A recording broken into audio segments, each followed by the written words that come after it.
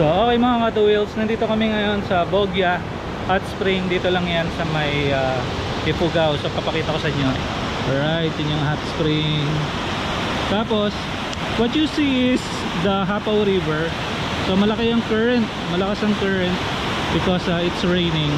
So ayan, Hapaw River. Tapos punta tayo dito, pakita ko sa inyo. Yun o. So may ano dyan, tawag dito, bridge. Alright, ang ganda dito. So akit tayo dito, pakita ko sa inyo yung dito sa view. Ayan o. So napupuno na siya ng water. Kanina medyo konti lang. So ayan.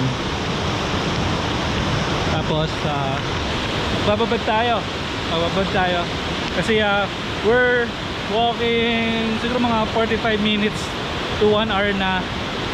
And yun you can see umuulan. So it's time for us to hot warm bath air in the hot spring.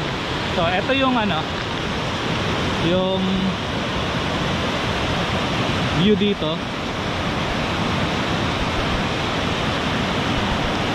Right, ganda din, ang ganda dito, worth it puntahan.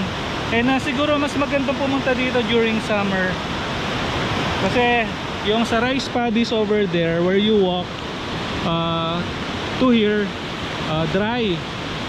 Kasi yung nilakad namin kanina medyo basa, so maputik, pero okay lang, carry lang. But ito naman ang view, ganda. So yan, Bogya River, Bogya Hot Spring pala.